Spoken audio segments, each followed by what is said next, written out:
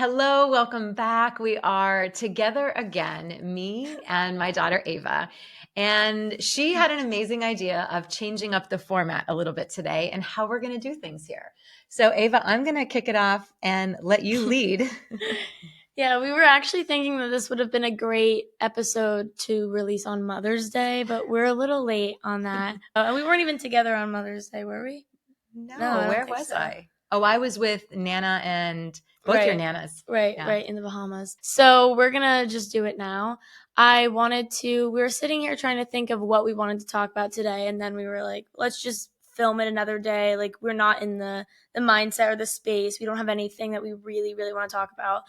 And then I thought, I have some questions I could ask you. So I'm going to ask my mom, the Midlife Muse, some questions about being a mom. So Oh, let's do it. I'm so excited. Okay, so I have some of them written down. So the first question is, what was or still is the hardest part about being a mom to you? I mean, I'm sure there's like a million, but like, Yeah, exactly. Let me first answer by saying there are a lot of things about being a mom that are hard. which is also, I feel like, different for everyone. This is really just, Yes, which is important to say, that this is just about her experience. this is totally my experience. When you were babies, there was a different hard versus the hard now. The biggest one I remember being hard then for me was the sleep deprivation. It was like, it's a real struggle. Any moms, new moms who are listening, anyone who can tap into the trauma of sleep deprivation. And, it also makes me think about, I remember being a new mom and being so tired. And because we never lived near family and not having any help, I remember like it made so much sense to me why so many women were in postpartum depression. Because you're so sleep deprived, your body's changed so much. And then, especially in Western civilizations, we have so much isolation happening that the postpartum depression makes sense because I think, a societal issue. So for me, the sleep deprivation when you were all babies was the hardest part because this woman loves her sleep. Yeah. I would say that was the hardest part. But you know what is the hardest part later?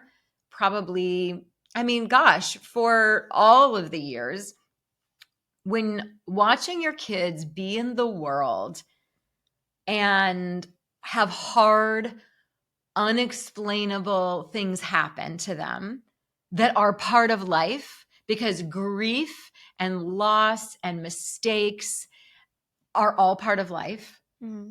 Watching those things happen to my children and not being able to do anything about it. And I knew that it was never my job to do anything about it because you had to go through those things. Yeah. All I could ever really do is just like be there for you.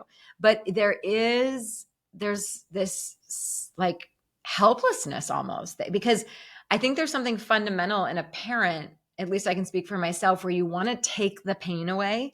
You want to take the suffering. You see a mistake that they're about to walk into and you're like, I know I have to let them figure this out for themselves. Yeah. Because just like I can't preach to you guys about what I think is best for you, I have to lean back and trust you're all going to find your way.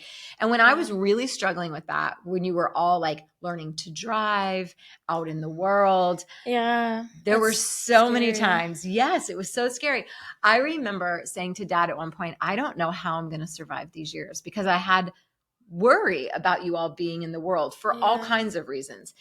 And I remember one of the best ways that I could calm myself was I had this mantra, and I would say it over and over. And it's interesting because I'm realizing I don't say it as much anymore.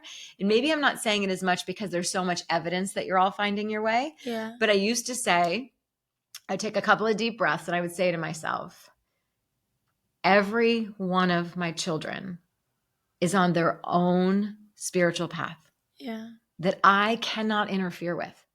I can walk next to them. So every time they turn and look, they know I'm there. If they need a hand or a shoulder or sometimes to be carried, I'm always going to be there, but I cannot interrupt their path. Their path is their own. And it's going to be the unique imprint of what makes them them. It's not for me to project my ideas into. And at times it almost felt like I worried, like, was it feeling ever too hands off? And my approach was, I guess I fundamentally trusted you were all going to find your way. And I really wanted you to feel like you all had that freedom to do it. Yeah.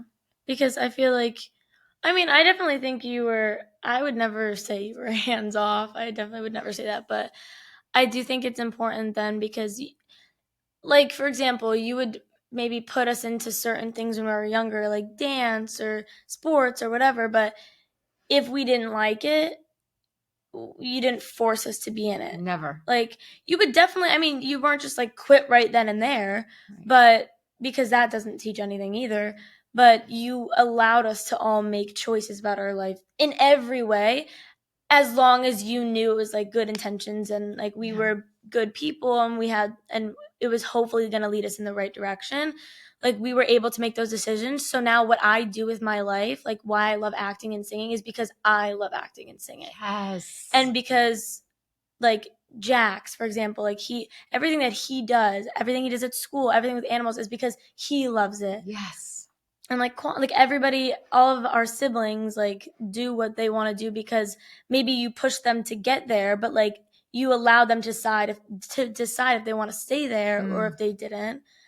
But I think that's important because it's like there's parents who either for whatever reason just aren't involved at all. Yeah. And the kids have no direction and they actually wish that their parents cared more. But then there's the people whose parents, like helicopter parents, who make every decision for them and don't let them do a single thing on their own.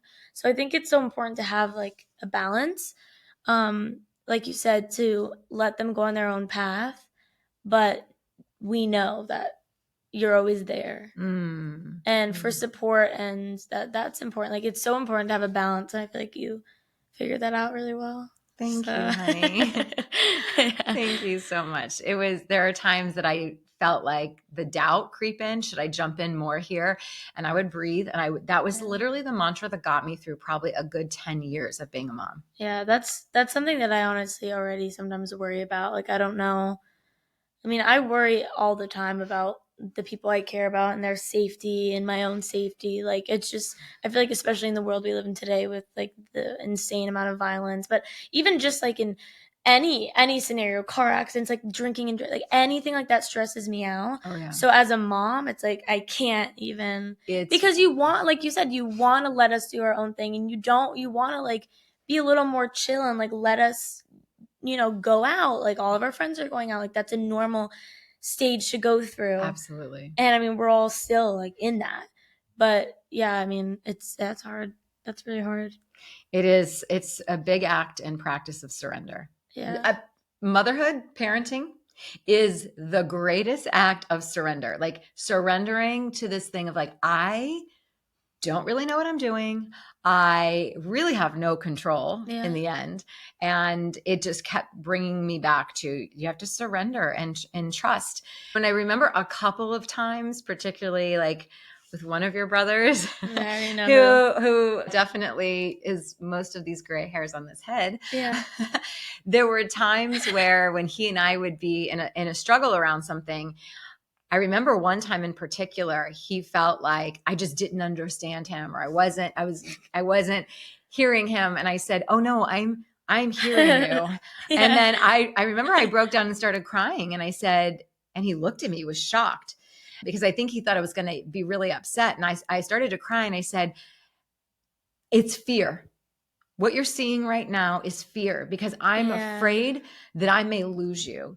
I'm afraid I may lose you to a lifestyle or a world that feels real flashy right now. Yeah. But the reason I'm so fearful is because I see the greatness and the potential, and I'm scared to death as a mom. Yeah. That all of the amazingness I see is going to be taken out of you, and you're going to be in a place and in a way of life that was, you deserve so much more. You're worthy of so much more."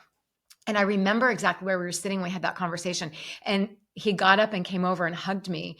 And he was like, "Oh my gosh, Mom, I didn't know that." Like, so it's almost like it all happened so beautifully, but it's almost like he needed to hear, and I didn't plan it. It just came out that I wasn't being this mean mom with all these restrictions. Yeah, you're not just doing it to do it. Like, you have, and that's another thing like that in another conversation we had, that when we were in an argument, it's like, it comes from like it comes from a different place, but I can't always see that. Right. You know, so that's why these conversations, especially, I mean, with all of your children are important to have for any reason, but to really try and as soon as possible, make them understand where you're coming from and get on that same playing field, I guess. But yeah, I think I remember when that all went down. I mean, there were so many instances. Yeah, well, there's so many of those. So patience, lots of surrender and patience. Yeah, patience, definitely. Okay, well, there's definitely a million more hard things that I know that you've gone through for being a mom and continue to go through, but we can also talk about some of the best parts or the best part. I don't know like how many you want to talk about, but some highlights of being a mom. Some of the highlights about You're being... like, I don't know if I have... I'll get back to you in a couple of weeks. No.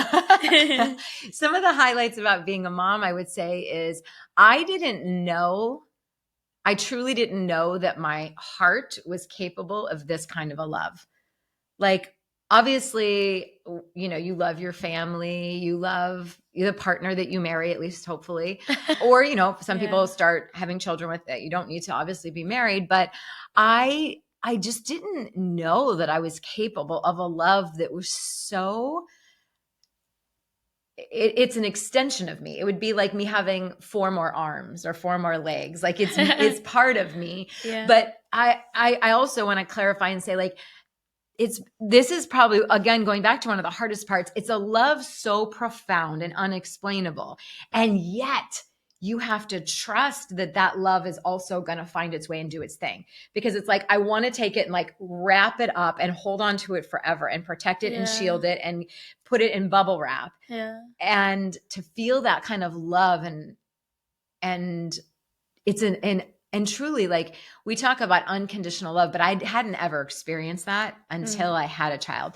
And I think, you know, watching each of you, one of the greatest parts when you were little was watching the discoveries. You know, Dad and I were notorious for, this might be bizarre, but we were really notorious for like hiding video cameras. Oh yeah. To capture these unbelievable, cute, precious little moments. And I know it's probably... still haven't.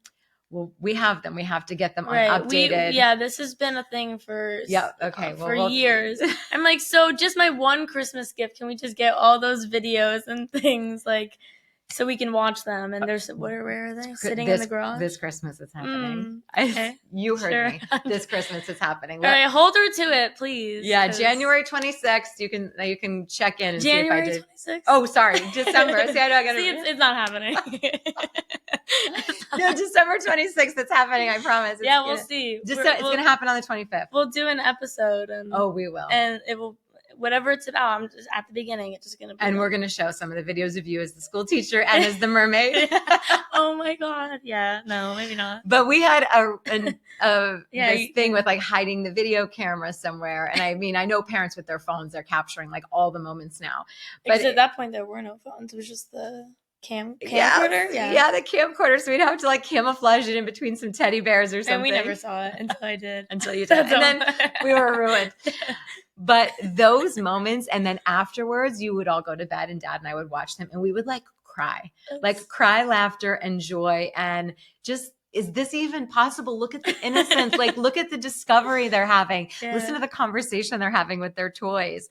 Those are some of the most innocent and pure moments. And I want that for all children, to have that kind of innocence and that kind of imagination. Watching you, I'm so thankful that phones weren't a thing back then, because watching you all play and create entire universes using your imagination, whether it was in the sandbox or in a corner of a house or underneath like a fort you built. Those were some of the best moments. Now, some of the best moments are watching you all really find that, like, really starting to root into your identities. And each of you is so unique. Yeah, we're all so different. So different.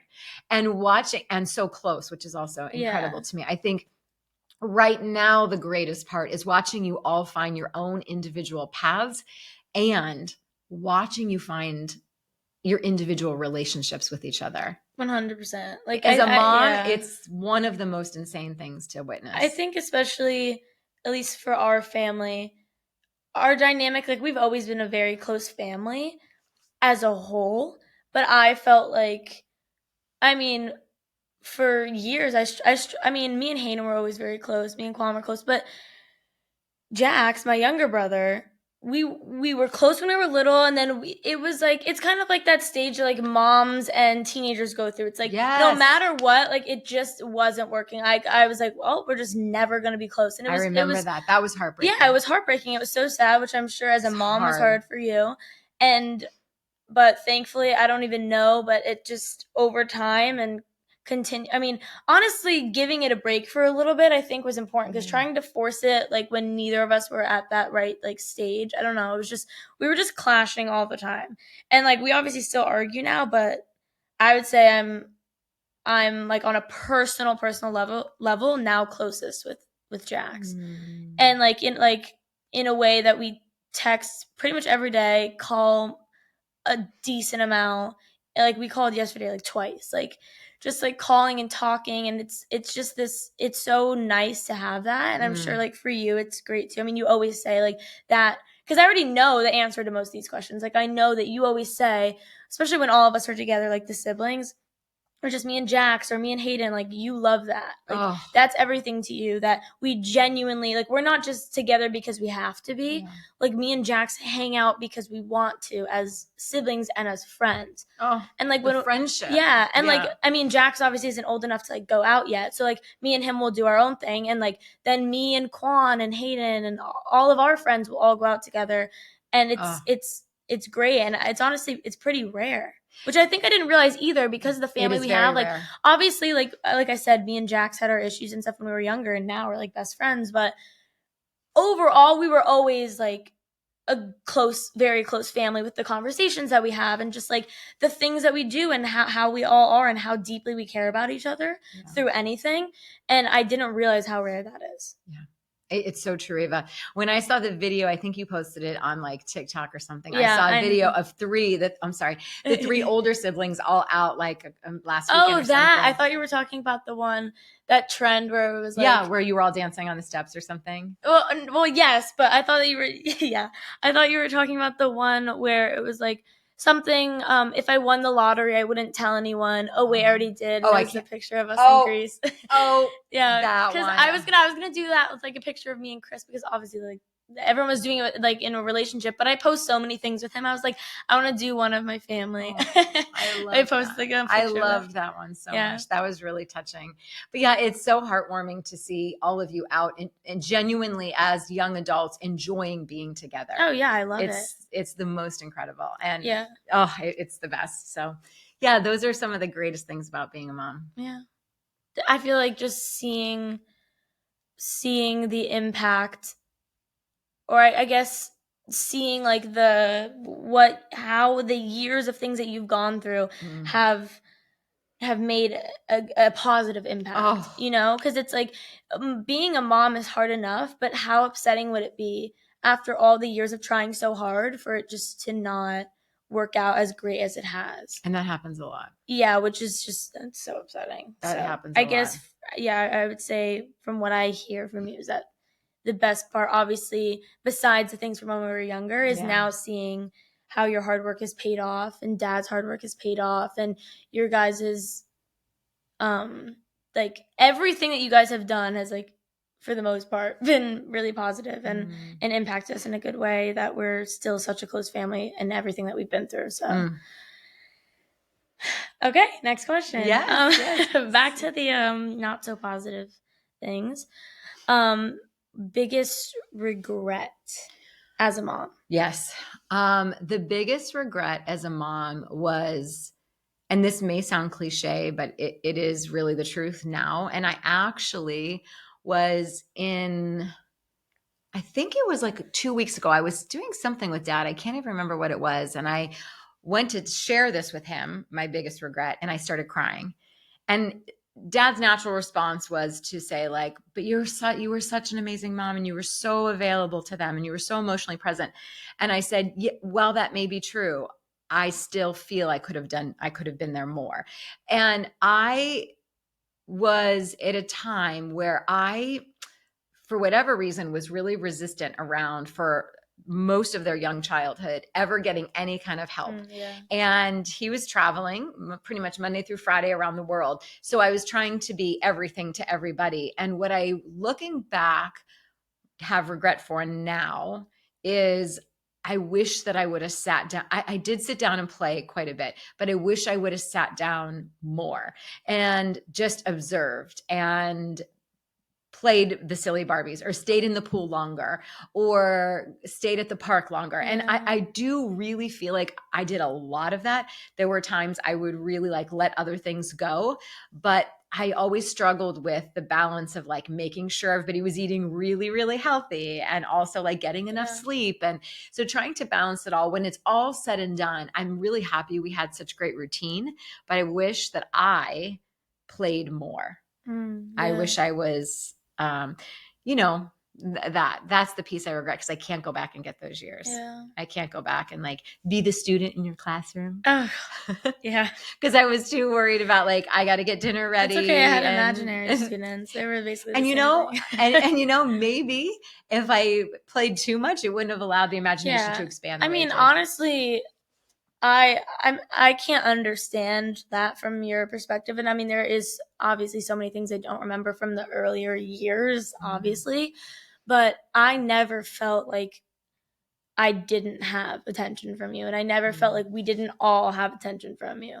And with there were so many things that like we had to go through and like different things with all the kids and, you know, Jax's hearing aids and not knowing about that for so long, Hayden's allergies. Like there's just been so many things added on to already having 4 kids. And what we should probably say just for context, because it is a somewhat different dynamic, you know, I had 2 biological kids and then we adopted after that. So the dynamics of bringing adopted children into a family that's been, established already, that there's different layers of dynamics. And I actually, now that I'm saying it, Ava, we should do an entire episode on the beauty and the bounty adoptive families.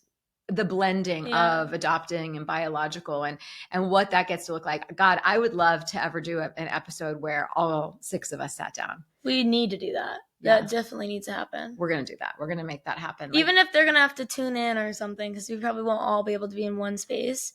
But 100%, like, we should do that. It's one of the most beautiful stories. That's what the episode can be about. Because that's so... like, as important as these conversations between us are, and for anyone who is a mom or potentially going to be a mom or a daughter, anyone listening to these things, it's important anyway. But it's also important to hear, like, our whole family and what they have to say about these things. And especially if we're going to do an episode about the adoptive families, like, I mean, of course, Jax and Quan need to be in that. 100%. We wouldn't, we're not going to do it without them. You're right. You're right. So...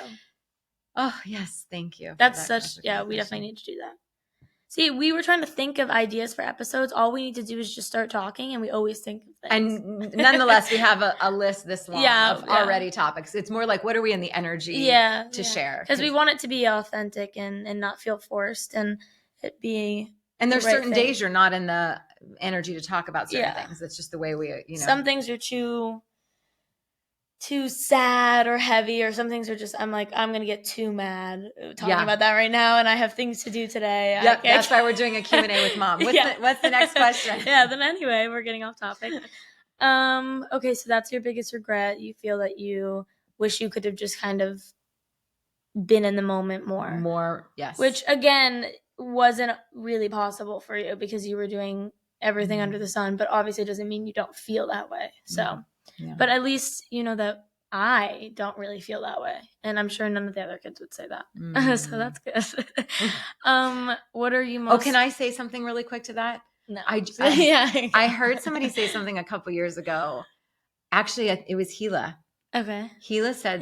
this is our family friend. The most beautiful thing. Gila, if you're listening, I love you. Love you. She said... when her kids were really, really little, because, they travel a ton. Yeah. When they were really little, they were going as if they had always been going, traveling in very exotic places, lots of travel. And somebody said to them, you take your kids to all these places. They're so young, they're not going to remember. And she was like, oh, I don't take them to all these places so they can remember. I take them to all these places so I can remember being there with them and seeing it through their eyes. Wow. And I remember it like stunned me, the beauty of it. Oh, I was like, wow.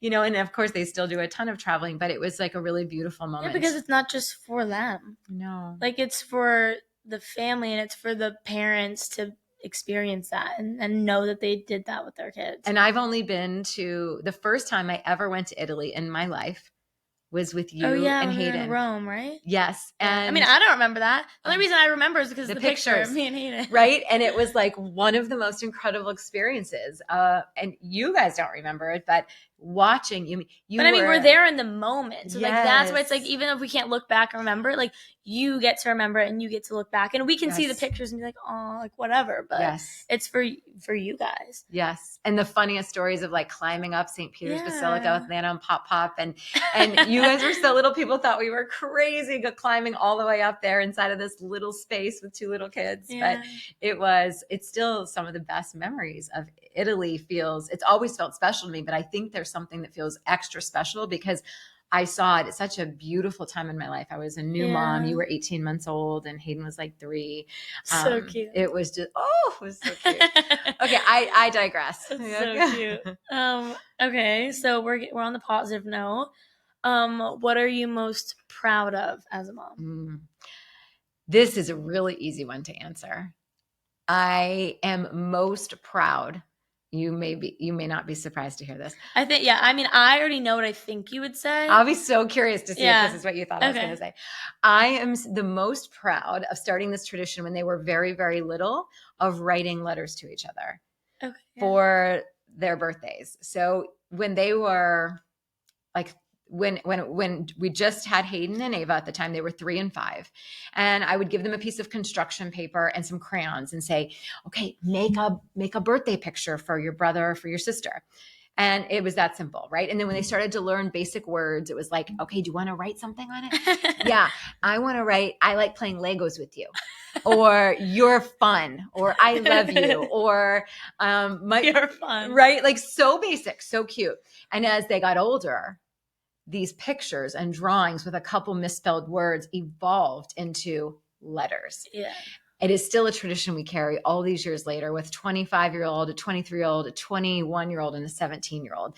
So if let's just say it's Ava's birthday, every single one of us, mom, dad, all siblings, write Ava a love letter.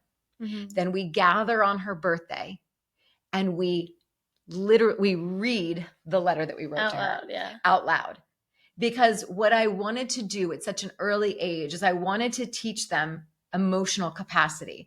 I wanted to teach them vulnerability. I wanted to teach them how to deliver the words that they felt, the feelings they felt in their heart through words and their voice. And I didn't just want it to be handed to the person. I wanted them to learn the art of vulnerably standing there and sharing with the person through tears how I feel about you. Because I feel like so often we say those things at someone's funeral. And it was really important to me. And I had all those things already formulated in my mind, but I don't think I understood the power of what it was instilling in each of you fundamentally. I actually believe it's part of why your 3 brothers are as emotionally adept as they are. Yeah, 100%. Because they've been, since they were little, going into their rooms and spending a couple of hours like thinking about like, what do I want to say to this person? And digging deeper, because if you're never forced, I mean, that sounds bad, forced, but like encouraged. If you're never encouraged, you never have a reason to do that. Think about like now, whenever they decide to get married, if they decide to get married, vows are going to come like that to them. Yes. Like, and they're going to be good. Because it's a skill set that's been built and fostered. And not even just, you don't even have to like, it's not even just about for vows for a wedding. It's just in general. It doesn't even have to be when you're writing something to anybody. It's just that you can tap into that. Yes. And you can allow yourself to feel that. I mean, it's good for us, but in society, women are more, that's a more natural thing for women to be able to be vulnerable and emotional. But for men, it's not as much. Oh, no. So it's nice to. But yet in our family, who of all 6 of us, who struggles to get through the Dad. He he has to take about 20 deep breaths. He has to stop many times. He has to like deep breathe. He has to get up and move because he's so emotional that it's hard for him to, he does it. He gets through it. But it's with a lot of tears and a lot of starts and stops. But I also think what an extraordinary gift for each of you to watch your dad be so emotive.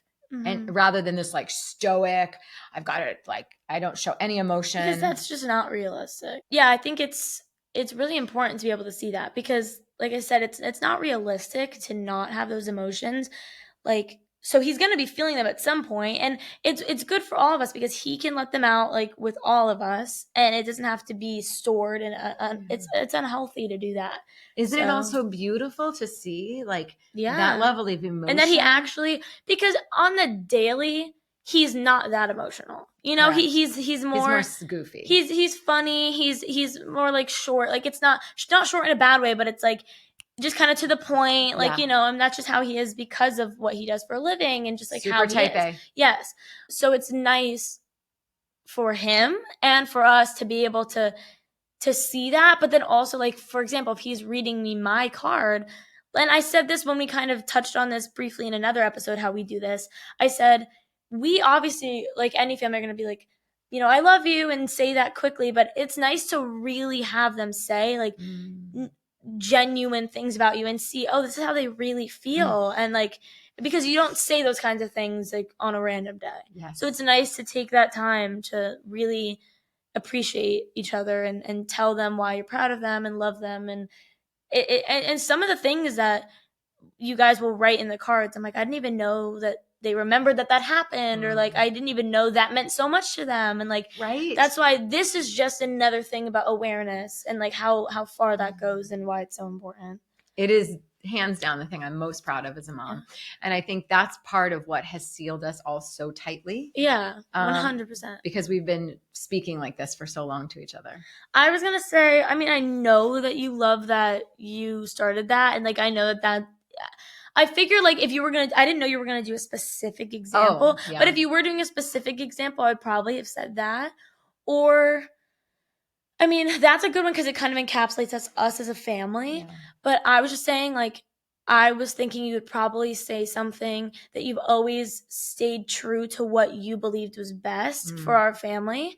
Because, like, in every way. Because there's always been people, whether that's, like, our friends or random people you barely know, sharing their opinions on what my mom has done, whether it's the food that she feeds us, because she always tried to get the healthiest organic foods for us. I mean, even when we were like, Mom, like, just let us get Doritos. Like, I'd be like, okay, can you read the ingredients? Oh my gosh, like, that's not food. She'd like, read the ingredients. Okay, you can't pronounce that? No. I mean, she wasn't like that crazy. Like, we always like, she would like, it's not like you wouldn't let us get like stuff like that. But for most of the time, you would be like, and now it's crazy because I appreciate it so much. So you would say that you like one day you'll thank me, or you'd be like, okay, well, when you live on your own, you can buy any kind of food you want. I used to say you could fill your house with Doritos and Oreos. Yeah, and it's funny because now that I am at that age where I can make those decisions, I want the healthy food, and like I'm putting you on to things.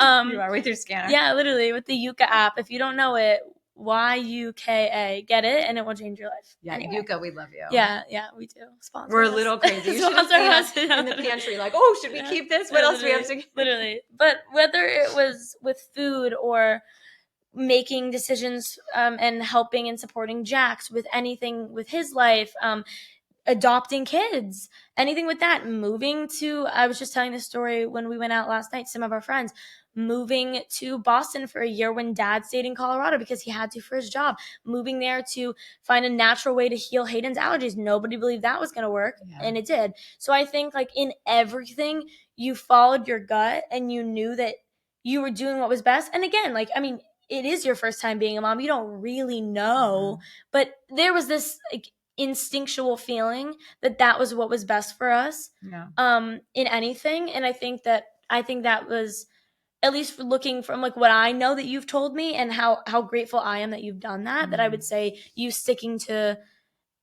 and this is, it's still you, because I mean, your hair is gray. You don't have to get Botox just because you feel like that people are making you or any influence. You just that's just you as a person. I source from inside. Yeah, that's just you as a person. But then I think keep staying true to that as a mom, as hard as it is, because so many people have things to say. I think that, like, at least from the outside, is I would say one of your best things. I mean, that's just kind of like an umbrella. Yes. And then there's all the things. Yes. Inside, but I would say that's like an overarching theme. Thank you, Ava. Yeah. Thank you for reflecting that back. That's really beautiful. Yeah.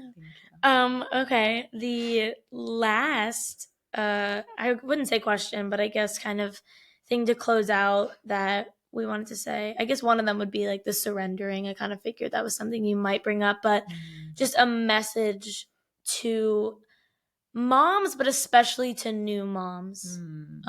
Because I mean, we obviously, there's any age group listening to these podcasts, but I guess anybody, like, any message to moms in general or new moms. Yeah. My message would really be that the best thing you can do for your children is to make sure you still live a life that has purpose and meaning for you. Yeah. Because, there's that famous quote by Carl Jung that says, the greatest burden to a child is an unlived life of a parent.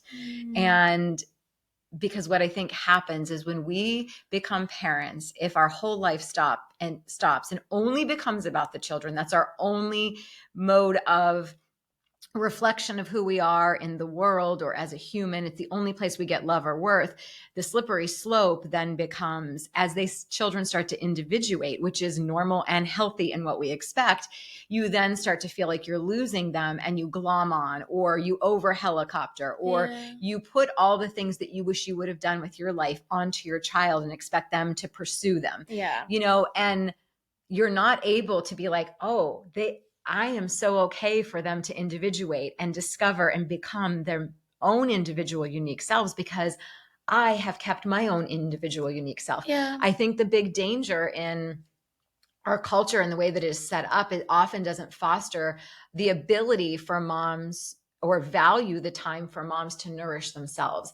And there's this really big, like, silent machine somehow that creeps into every one of us as we become new moms that make us feel wrong or selfish if we want to take a nap or a day off. I remember sometimes, Ava, being so sleep deprived and also overwhelmed that Dad would say to me, when I get back from this trip, I want you just to go to a hotel for one night. we're going to get you an early check-in. And what a privilege that we could do that. And it wasn't always like the best hotel, but he's like, somewhere down the street.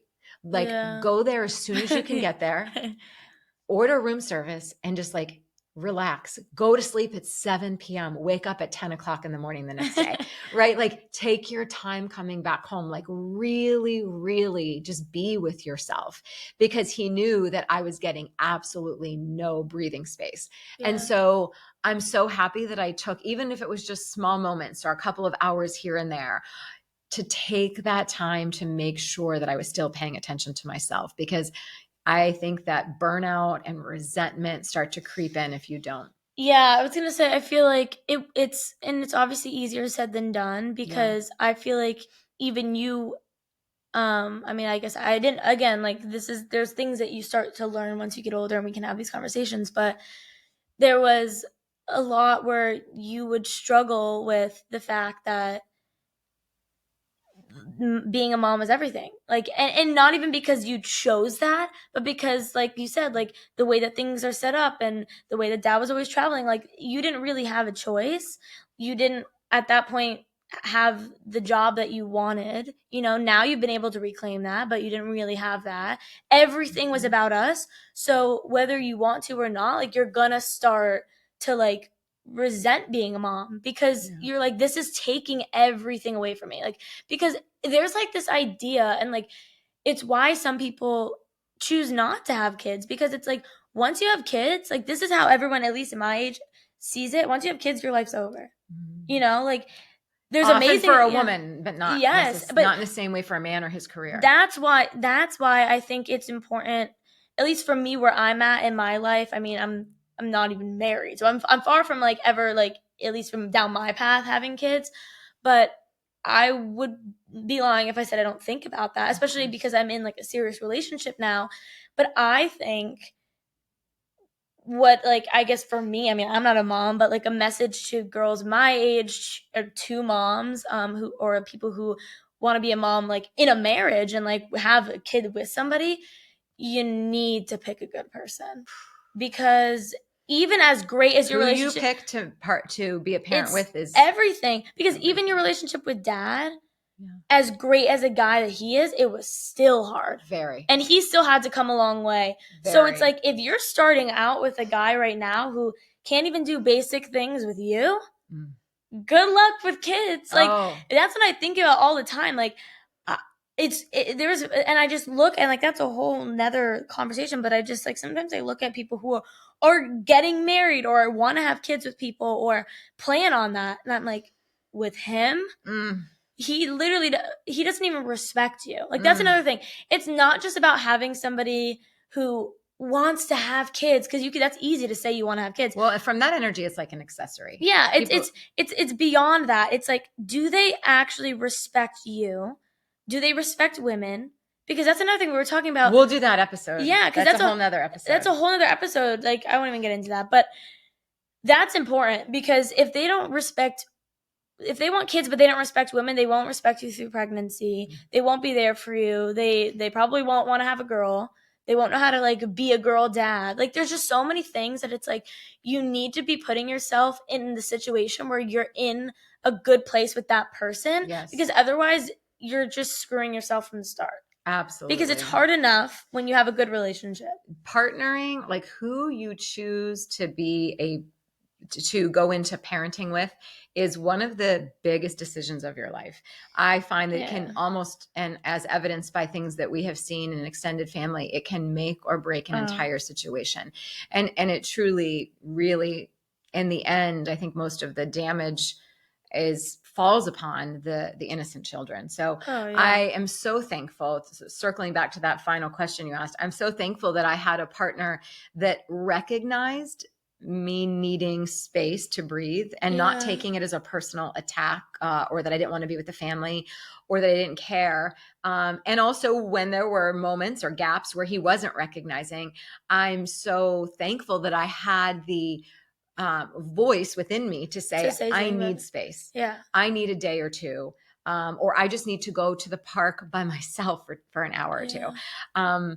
And then help him understand this has nothing to do with me not loving our kids or not wanting to be a mom.